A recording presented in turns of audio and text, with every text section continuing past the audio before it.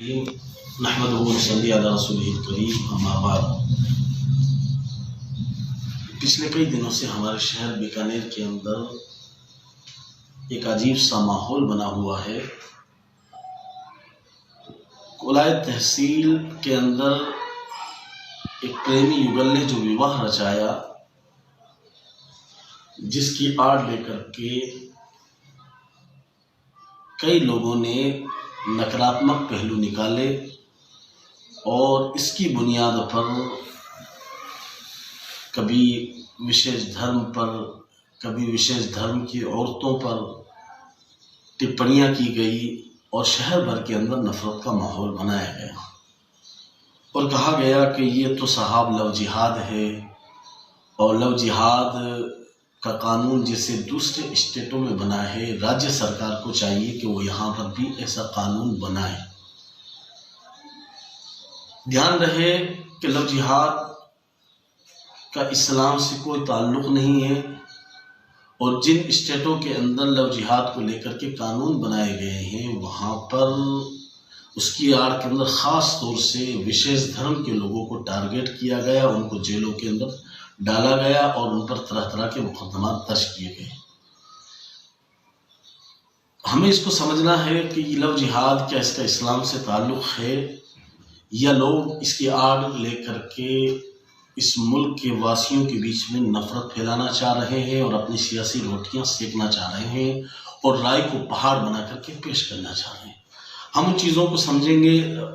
चंद बातें हैं जो तहरीर की शक्ल में है, हम उसको ज़बानी तौर पर लाना चाहते हैं और सभी इस मुल्क के संजीदा लोगों से ये गुजारिश करते हैं कि वो हमारी इन गुजारिशात को सुने, सच्चे दिल से सुने और सुन करके फैसला करें कि इसका इस धर्म से कोई ताल्लुक़ नहीं है। लोग खामखा की नफ़रत पैदा कर रहे हैं, उनको चाहिए कि वो इससे बचे। मुल्क हम सभी का है, हम सभी लोग इस मुल्क के वासी हैं, प्यार रहना है और जो नफ़रत फैलाते हैं वो ना तो मुल्क के वफादार हैं ना अपने धर्म के वफादार हैं। बहरहाल हम समझें, अल्लाह ताला ने मनुष्य की प्रकृति कुछ इस प्रकार से रखी है कि वह प्यार का भूखा है, इसलिए उसे खुशी के वातावरण में ऐसे लोगों की तलाश रहती है जो उसकी खुशी को साझा कर सके। ये भागीदारी उसकी खुशी को दोगुना कर देती है, जिस प्रकार एक दुख निवारक व्यक्ति की उपस्थिति उसके दुख को कम कर देती है। ये प्यार अधिकतर उन्हीं रिश्तों से प्राप्त होता है जो स्वाभाविक है और जिस पर कोई कंट्रोल नहीं होता। और एक रिश्ता ऐसा भी है जो व्यक्ति अपनी मर्जी और पसंद से बनाता है, ये है विवाह का संबंध। विवाह के बंधन में बंधे पुरुष और महिलाओं के परिवार का एक क्षेत्र और एक भाषा से संबंध होना भी कोई जरूरी नहीं। कई बार पूरी तरह से अजनबियों के बीच ये संबंध स्थापित हो जाता है, लेकिन ये रिश्ता प्यार और स्नेह को जन्म देता है जिसकी गहराई अधिकतर अन्य सभी रिश्तों से बढ़ जाती है। पुराने रिश्ते नए रिश्तों की तुलना में हल्के हो जाते हैं। ये रिश्ता इतना महत्वपूर्ण है कि दोनों पक्षों का भविष्य मौत तक एक दूसरे से जुड़ा रहता है। ये एक दूसरे के माध्यम से माता पिता बन जाते हैं और आपसी सहयोग से अपनी संतानों का पालन पोषण करते हैं। कुछ समय के लिए वो एक दूसरे के लिए सुनहरा सपना थे और साथ में वह अपनी अगली पीढ़ी के लिए अच्छा सपना देखते हैं। इसीलिए निकाह के संबंध में दोनों पक्षों के बीच में अधिकतम सामंजस्य होना चाहिए। ये सामंजस्य संबंध को स्थायी बनाता है। जो लोग सामूहिक तौर पर किसी पर भी दिल फेंक देते हैं और इसी आधार पर निकाह और विवाह के बंधन में बनते हैं, आम तौर पर ऐसे रिश्तों में स्थिरता नहीं रहती है। सद्भाव के लिए जरूरी शर्त विचार और मान्यताओं का भी एक जैसा होना है। सोचे कि यदि कोई व्यक्ति अल्लाह को एक मानता है और अल्लाह के अलावा किसी के सामने अपना माथा रखना सबसे बड़ा अपराध मानता हो, उसका उस व्यक्ति के साथ 24 घंटे के जीवन में कैसे सामंजस्य हो सकता है जो सैकड़ों जीवधारियों का पुजारी हो। जब दोनों के धार्मिक त्योहार आएंगे तो यदि वह अपनी विचारधारा में गंभीर और सच्चा है तो उनके बीच संघर्ष नहीं होगा। जब बच्चों के शिक्षा और प्रशिक्षण और उनके धार्मिक जुड़ाव की बात आएगी तो क्या तनाव की स्थिति पैदा नहीं होगी? जरूर होगी। इसीलिए इस्लाम में जो चीज़ें निकाह में बाधा मानी गई है उनमें दीन यानी धर्म का अंतर भी है। इन पूरी चीज़ों को, इस पूरे को आप 3 बिंदुओं में समेट सकते हैं। इसके विवरण को 3 बिंदुओं में समेटा जा सकता है। नंबर 1 कि एक मुस्लिम लड़की किसी गैर मुस्लिम लड़के से शादी नहीं कर सकती, चाहे वो यहूदी हो या ईसाई या किसी और मजहब का मानने वाला हो।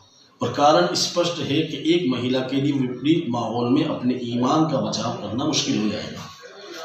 नंबर 2, एक मुस्लिम पुरुष एक यहूदी और ईसाई महिला के अलावा किसी भी गैर मुस्लिम महिला से शादी नहीं कर सकता। स्पष्ट है कि इसमें हिंदू महिलाएं भी शामिल हैं। तीसरा, एक मुसलमान पुरुष एक यहूदी या एक ईसाई महिला से शादी कर सकता है, लेकिन इस संबंध में 2 बातों का ध्यान में रखना चाहिए। एक ये कि यहूदी और ईसाई होने का मतलब ये नहीं कि उसने सरकार के जनगणना कॉलम में यहूदी या ईसाई लिखा हो, जैसा कि आजकल पश्चिमी लोग करते हैं, बल्कि ज़रूरी है कि वो वास्तविक रूप से यहूदी और ईसाई हो, अर्थात वह अल्लाह पर, नबूवत पर, इल्हामी किताब पर और आखिरत की व्यवस्था पर ईमान रखती हो। दूसरे, यद्यपि यहूदी और ईसाई महिलाओं से निकाह की गुंजाइश है, लेकिन ये कुरुपता यानी कराहत से खाली नहीं है। इसमें कोई दो राय नहीं कि मुशरिक यानी जो शिर्क करने वाला हो, एक मालिक, एक परमेश्वर के अलावा कई परमेश्वर और खुदाओं को मानने वाला पुरुष से मुस्लिम महिला का या मुशरिक महिला से मुस्लिम पुरुष का निकाह विवाह नहीं हो सकता। दुर्भाग्यवश इस ज्ञान और तथ्य के बावजूद इस समय सांप्रदायिक शक्तियों ने लव जिहाद के अफसाने को छेड़ रखा है। यदि इस्लाम इस बात से सहमत होता और मुसलमान निकाह को इस्लाम फैलाने का साधन बनाना चाहते तो गैर मुस्लिम कौमों के साथ विवाह निषिद्ध नहीं होता, बल्कि इस पर उभारा जाता, जैसा कि आजकल ईसाई धर्म में किया जाता है। बल्कि इस्लाम में तो ये बात बिल्कुल मतलूब और वांछनीय नहीं है कि कोई पुरुष अथवा महिला इस्लाम स्वीकार करे कि उसकी फला अमुक पुरुष से शादी हो जाए। अल्लाह को राजी करना और हिदायत यानी मार्गदर्शन प्राप्त करना उसका उद्देश्य न हो। भारत में मुसलमानों ने हमेशा हलाल और हराम की सीमाओं को बनाए रखा है और धर्मनिष्ठ यानी दीनदार मुसलमानों ने कभी भी गैर मुस्लिम लड़कियों को शादी में अपनाने की कोशिश नहीं की। कुछ लोग अकबर की जोधाबाई से विवाह का उल्लेख करते हैं, लेकिन ये विशेष जाति यानी राजपूत समाज की सहमति पर आधारित था और अकबर कोई विद्वान अथवा दीनदार मुसलमान नहीं था कि उसके काम को मुसलमानों के सिर पर थोपा जाए। सच्चाई ये कि अगर कोई लड़का या लड़की स्वेच्छा से अपनी मर्जी से एक धर्म को स्वीकार कर ले और अपने ही धर्म के व्यक्ति से शादी करना चाहे तो हमारे देश का कानून इसकी अनुमति प्रदान करता है और इसे धर्मांतरण के लिए विवाह नहीं कहा जा सकता। और यदि वर्तमान मिश्रित वातावरण में कोई व्यक्ति किसी अन्य धर्म की लड़की या लड़के के साथ रिश्ता करना चाहता है तो इसका धर्म से कोई लेना देना नहीं है।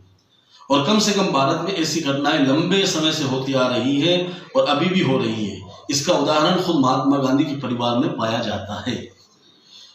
ताज्जुब बात यह है कि जिस सांप्रदायिक समूह ने इस मिथक को राई से पहाड़ में परिवर्तित कर दिया है, उनके घरों में ऐसी घटनाएं अधिक होती रही हैं।